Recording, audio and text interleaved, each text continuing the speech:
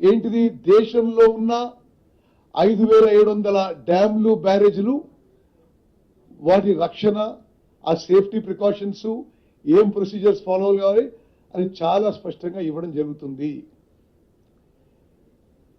దాని ప్రకారం national NDSA ముందుకు పోతుంది. అదేవిధంగా ఏ డ్యామ్కి ఏ బ్యారేజ్కి ఏ సంఘటన జరిగినా ఈ NDSA report is the final authority in this country. దానికంటే పెద్ద ఇంకా ఇంకేం బాడీ లేదు, టెక్నికల్ ఎక్స్పర్ట్స్ ఎవరు లేరు ఆ విషయాన్ని పరిశీలించడానికి. మరి అదేవిధంగా ఆ సంఘటన జరిగితే ఏం చేయాలని చెప్పడానికి పార్లమెంటు చేసిన చట్టం మేరకు నేషనల్ డ్యామ్ సేఫ్టీ అథారిటీ ఏర్పడి ఆ నేషనల్ డ్యామ్ సేఫ్టీ అథారిటీలో national international experts on dams and barrages తో భారతదేశంలో 5700 డ్యామ్ల బ్యారేజ్ పర్యవేక్షణ వారి కింద ఉండడం ఇది చట్టం. ఇదేదో మరి బీఆర్ఎస్ లో మరి వీళ్ళు మాట్లాడేది వీళ్ళు ఇష్టం ఉన్నట్టు కాదు. అది వీళ్ళకంటే కొద్దిగా ఎక్కువ నాలెడ్జ్ ఆ ఎన్డీఎస్ఏకి ఉందని అనుకుంటున్నా. ఈరోజు మరి అదేవిధంగా ఇప్పుడు కొన్ని బ్యాక్గ్రౌండ్ ఇన్ఫర్మేషన్ పోవాలంటే తుమ్మడి అట్టి దగ్గర నీళ్లు లేవు కాబట్టే మేము మేడిగడ్డ బ్యారేజ్కి షిఫ్ట్ చేసామని పచ్చి అబద్ధాలు మాట్లాడినరు. చాలా స్పష్టంగా తుమ్మడి అట్టి దగ్గర 165 టీఎంసీ అవైలబుల్ ఉన్నాయి అని చెప్పి అన్ని రిపోర్ట్స్ ఉండగా వీళ్ళు మేడిగడ్డ షిఫ్ట్ చేయడం జరిగింది.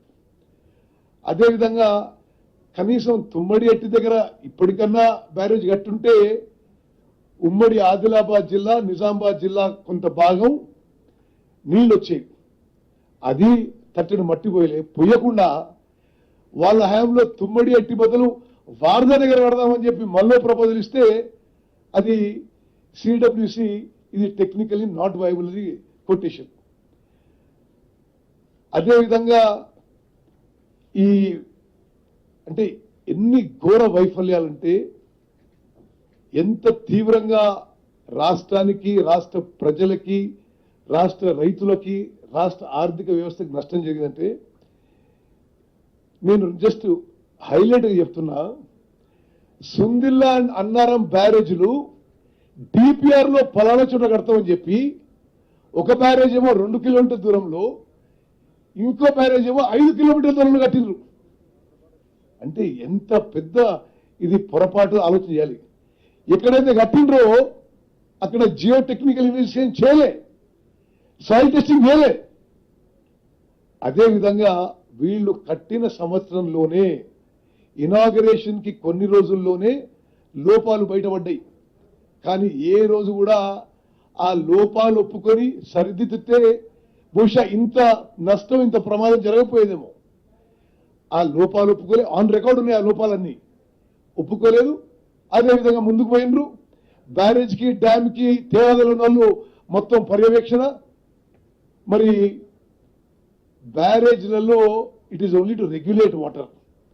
ప్రపంచంలో ఎక్కడ కూడా బ్యారేజ్లలో 2-3 టీఎంసీల కంటే ఎప్పుడు స్టోరేజ్ చేయరు. మరి ఈ బ్యారేజ్లలో 12, 13, 14 టీఎంసీలు స్టోర్ చేసేసి గోదావరి జలకళ అని పెట్టి ఫోటోగ్రాఫ్లు పెట్టి అదేదో మరి ఒక పబ్లిసిటీ కోసం చేసుకున్న విషయంతో ఈరోజు తెలంగాణ రాష్ట్రానికి తీవ్రమైన నష్టం జరిగింది.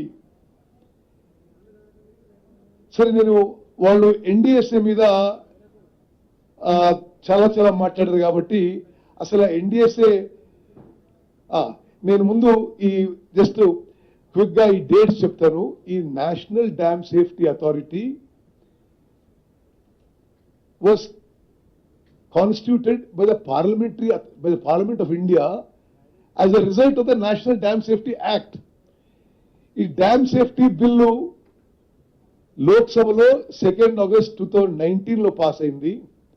రాజ్యసభలో 8 డిసెంబర్ 2021 పాస్ అయింది. President of India gave an assent on December 13, 2021.